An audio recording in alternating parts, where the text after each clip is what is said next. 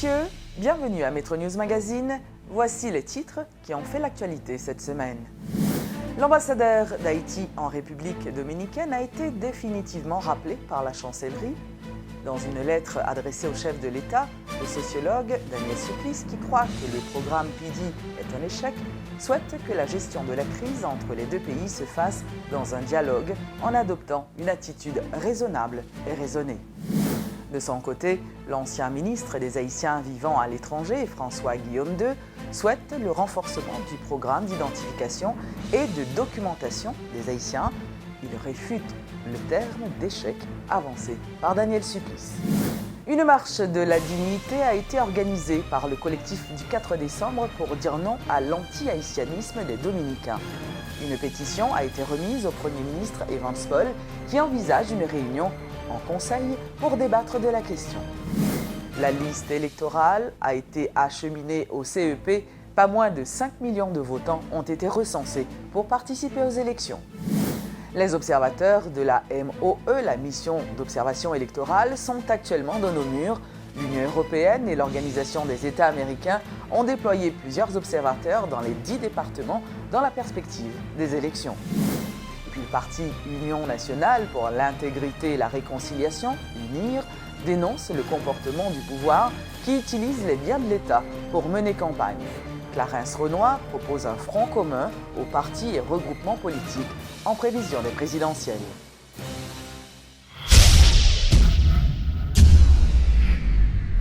Mais commençons d'abord par l'ambassadeur d'Haïti en République dominicaine, Daniel Supplice, qui a été remplacé provisoirement par Magali Gentil-Magloire. La décision a été prise par le ministère des Affaires étrangères haïtien qui reproche aux diplomates de n'avoir pas mâché ses mots en parlant d'échec pour évoquer le programme d'identification et de documentation des Haïtiens. L'ambassadeur Supplice, nommé en février dernier, avait clairement fait état de la défaillance du programme qui a, selon lui, déjà englouti 2 millions de dollars. Le sociologue Daniel Supplice, rappelé définitivement de son poste d'ambassadeur en République dominicaine après 92 jours, a, en réaction, adressé une lettre au président de la République dans laquelle il demande au président Martelly de régenter avec calme, sagesse et perspicacité la crise engageant les deux pays, tout en lui rappelant qu'étant condamné à vivre en voisin avec la République dominicaine, une attitude raisonnée, ne laissant aucune place à l'amateurisme et l'improvisation, serait la meilleure des formules à adopter. Toujours selon Daniel Supplice, la crise devrait se gérer par le dialogue, dans une logique et surtout dans la défense des intérêts nationaux, a écrit l'ambassadeur, qui prend tout au long de cette missive la défense des ressortissants haïtiens. Il rappelle leurs conditions de vie déplorables, demandant au président de prendre en compte le sort des dizaines de jeunes femmes qui traversent la frontière pour donner naissance à leur progéniture, des 44 000 étudiants qui fréquentent les universités, de ceux qui franchissent la frontière le matin juste pour y passer la journée, de ceux par exemple qui par dépit sont revenus au pays en ayant comme objectif unique de retourner en République dominicaine et de tous ceux qui se font exploiter dans le secteur agricole, sans oublier tous ceux qui vivent en terre voisine en attendant en vain un document leur permettant de régulariser leur situation. Le sociologue espère être le dernier ambassadeur à être rappelé de l'autre côté de la frontière pour éviter aux autorités dominicaines de persister à croire que la déroute de l'intelligence et l'échec de la politique ne soient une constante nationale.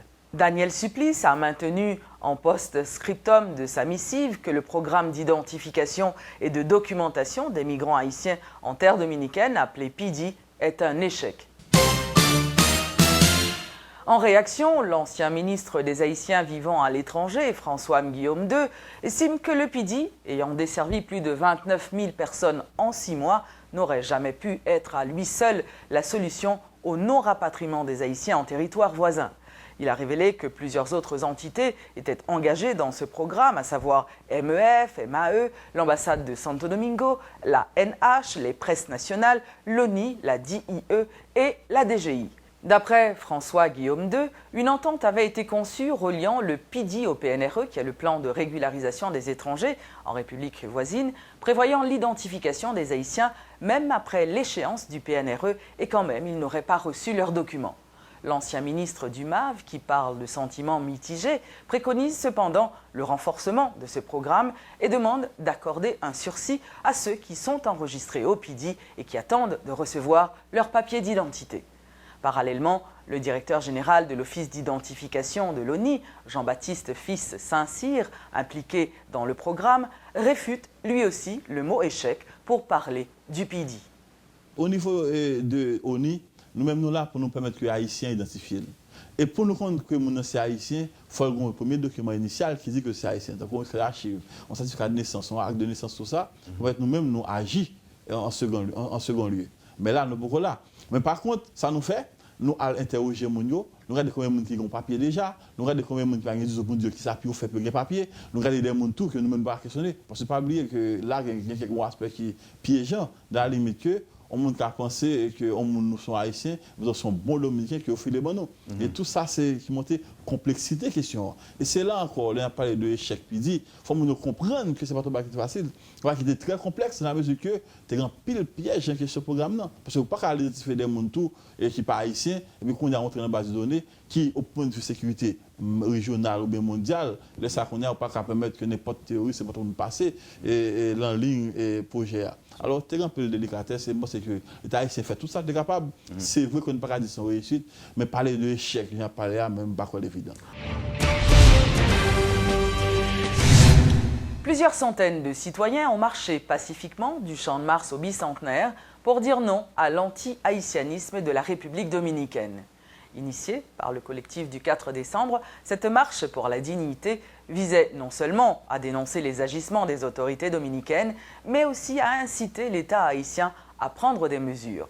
Une pétition a été remise au Premier ministre Evans Paul, qui a pris l'engagement d'apporter des réponses satisfaisantes aux différentes recommandations formulées par les signataires de ce document. Reportage, Luc Nergaro.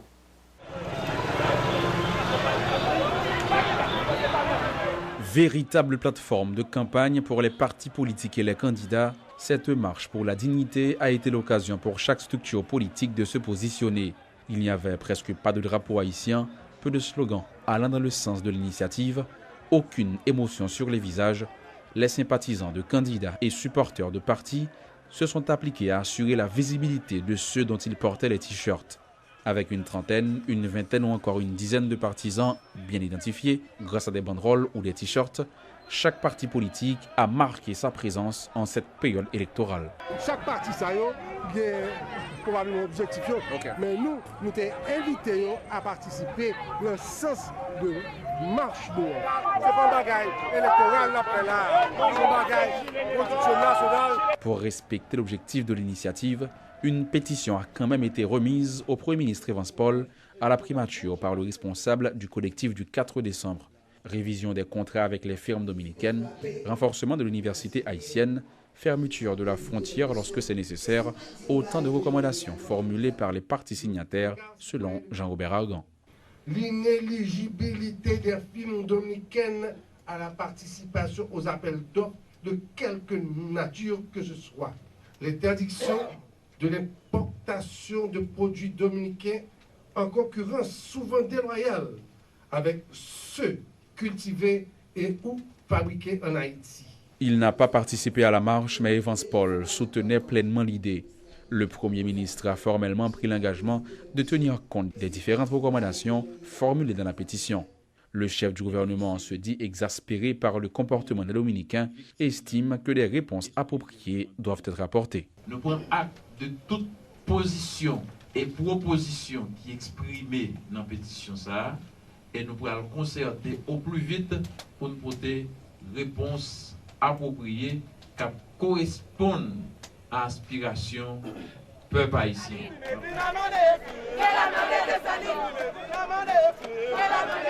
Alors que l'on s'approche de la fin de la période moratoire de 45 jours accordée par les autorités dominicaines avant le début de la déportation, cette marche devait rappeler à l'État haïtien sa responsabilité. Une initiative qui n'a peut-être pas eu l'effet escompté, selon certains observateurs, qui déplorent son instrumentalisation par les politiques.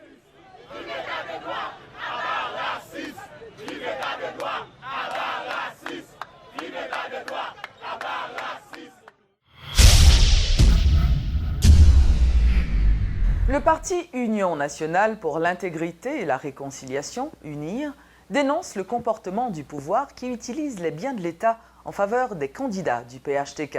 Pour contrecarrer l'action de l'équipe en place et éviter des cas de violence lors des élections, UNIR propose aux partis politiques de se mettre ensemble pour présenter une dizaine de candidats à la présidence. Selon Clarence Renoy, cette démarche pourrait simplifier le processus de vote pour les électeurs. Une lettre a été adressée à ce sujet à tous les directoires de partis, a affirmé Clarence Renoy, qui invite la société civile, les secteurs organisés et les électeurs à soutenir cette proposition. L'invitation étant lancée, attendons donc les répercussions.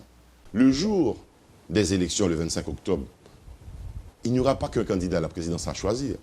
Il y aura aussi, parmi les candidats à l'administration communale, pour les communes, les collectivités, ASEC, CASEC, délégués de ville. Et aussi, le deuxième tour des législatives devrait se réaliser au même moment, le 25 octobre. C'est pratiquement une élection générale que nous aurons dans ce pays. Est-ce que vous vous imaginez un moment qu'une personne instruite, éduquée, habituée à décoder un visage, un nombre, un sigle de parti politique, qui prend tout ce temps pour identifier son parti et voter, et comment vont faire les paysans, malheureux paysans, analphabètes, dans nos mondes pour voter. La journée électorale, à notre sens, serait insuffisante pour permettre aux 5 millions d'électeurs de pouvoir voter véritablement. À partir de ce moment, il va se poser un problème très sérieux de la qualité des élections par rapport à la quantité d'électeurs qui pourront s'exprimer dans les urnes ce jour-là.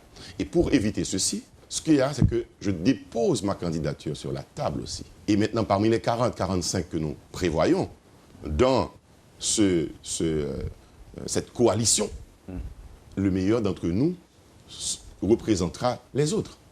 Donc, nous disons, mettons-nous ensemble, posons les critères et les conditions selon lesquels je suis plus qualifié qu'un autre ou un autre est plus qualifié que moi, sous la médiation, sous la supervision d'instances religieuses comme Religion pour la paix, comme les associations patronales, comme les associations syndicales, nous pouvons faire quelque chose de très démocratique, très transparent et très serein.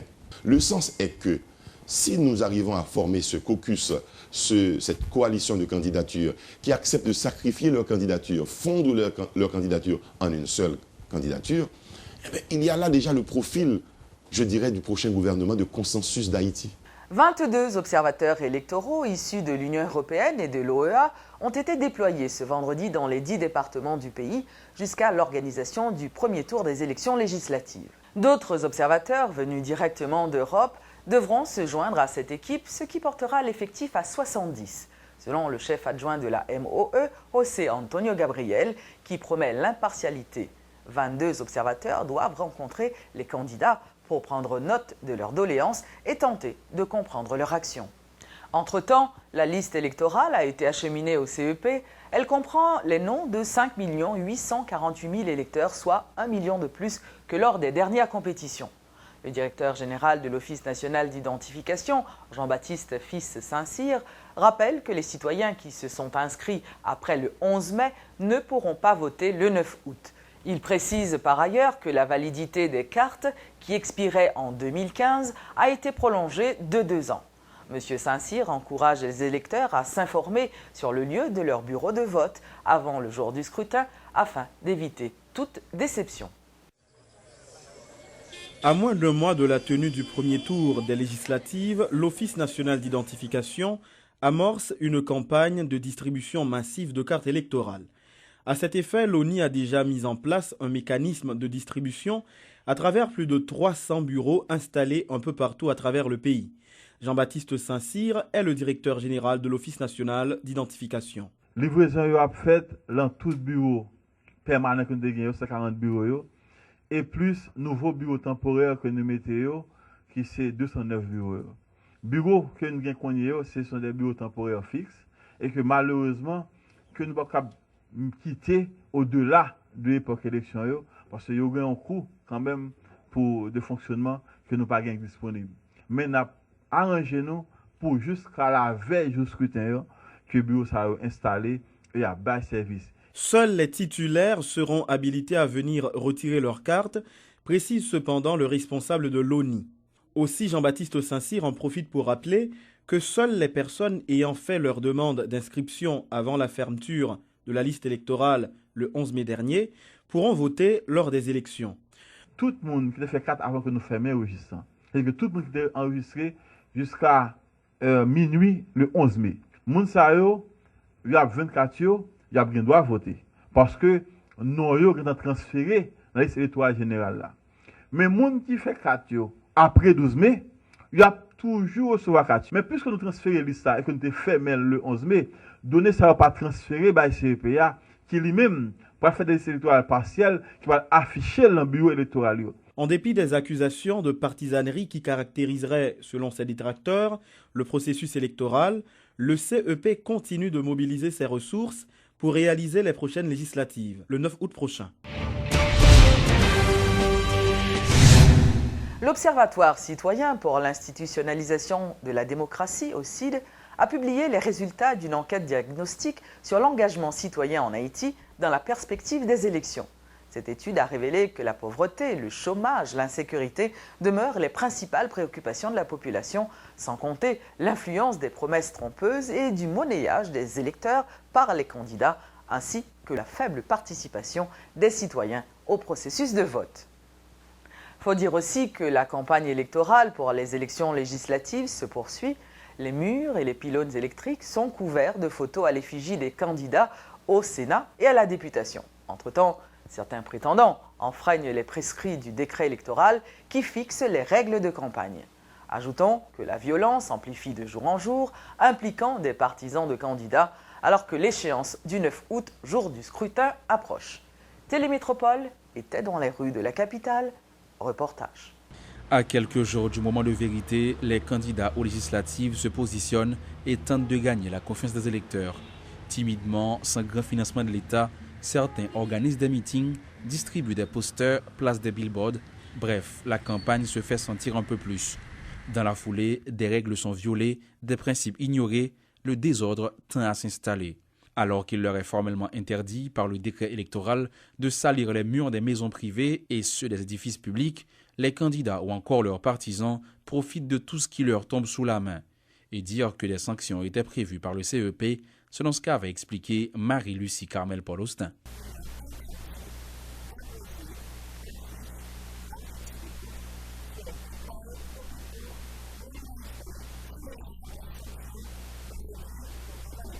Si la fièvre électorale n'a pas réellement atteint son pic dans le pays, les cas de violence déjà enregistrés sont inquiétants. Dans plusieurs villes, des partisans de candidats se font attaquer, des candidats reçoivent des menaces, ce qui pollue l'atmosphère électorale à seulement quelques jours des législatives. Nombreuses sont les voix qui ont lancé et qui lancent encore des appels au calme. Le ministre délégué chargé des questions électorales invite les candidats à prendre leurs responsabilités. Si nous-mêmes, Haïtiens, nous ne pouvons pas mettre tête nous ensemble pour nous gérer divergences, à chaque fois nous pensons que c'est recours à la violence qui est capable de porter solution. Nous avons fait carrer les problèmes. À Carrefour, mercredi soir, 3 jeunes ont été tués par des hommes à moto alors qu'ils placardaient les photos d'un candidat. À Jacmel, il y a eu des altercations entre les jeunes qui apposaient des affiches et des citoyens de la zone. Résultat, des pare-brises de plusieurs véhicules ont été cassés. Une image qui ne fait pas honneur au pays, regrette Clarence Renoir, coordonnateur de UNIR. Depuis 1987, dans la première élection que tu as fait après du Valier, jusqu'à dernier mandat, c'est crasé, brisé, c'est du feu dans l'administration publique, dans le monde. L'heure, le temps pour nous voyons l'autre image de nous-mêmes, par les pays étrangers pour nous faire élection sans violence. Pour des postes qui ne sont même plus honorables, selon certains, nombreux sont prêts à se battre comme dans une arène.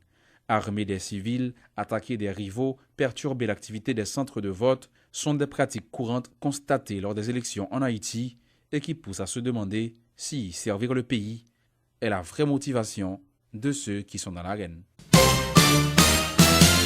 Voilà ce qui nous amène à parler du plan de sécurité élaboré par les autorités. Pas moins de 9000 policiers seront déployés dans les 10 départements du pays en vue d'assurer la sécurité de la population avant, pendant et après les élections.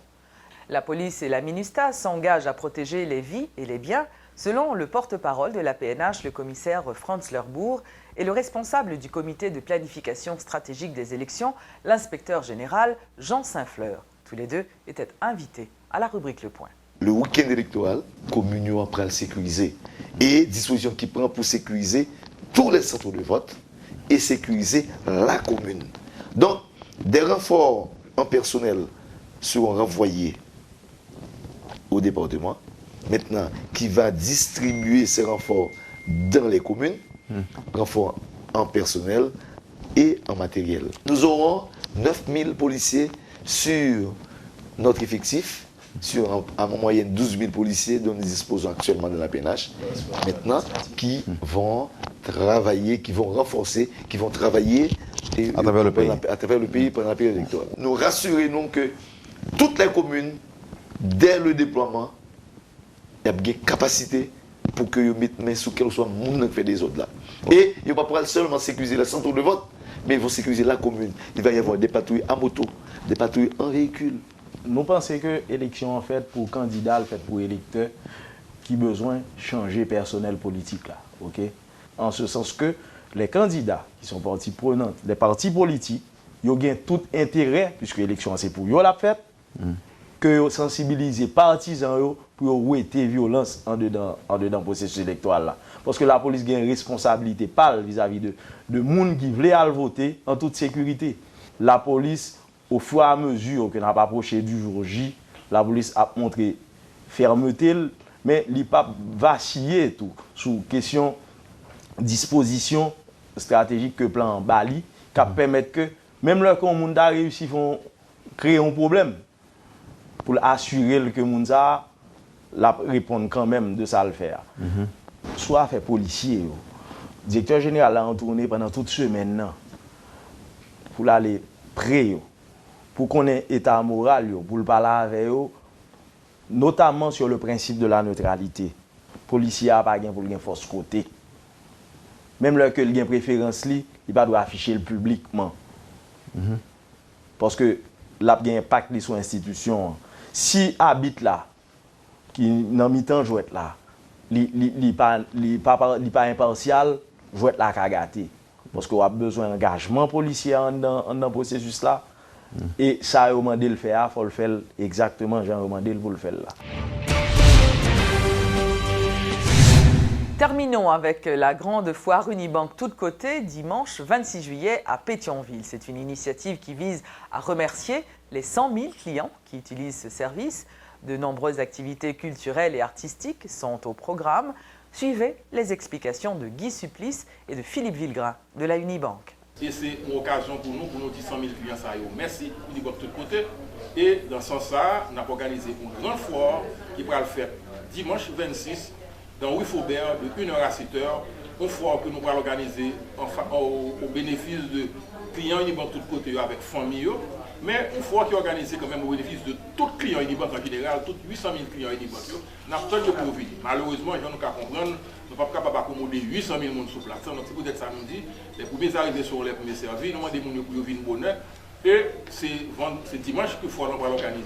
C'est un événement qui a pris en forme, parce que nous avons une foire, et une foire foraine, une foire qui est inhabituelle. Parce que sur l'événement familial, nous voulons inviter les clients avec famille, avec petits, avec amis pour venir célébrer avec nous. Et nous apprenons toute Rue Faubert là, qui a bloqué de Rivoli à Rue Villac.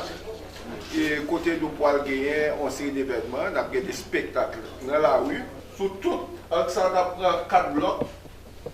Côté en bas, après un podium pour performance live, côté acoustique à Mika-Ben, on va donner pour aller un spectacle, après un concert.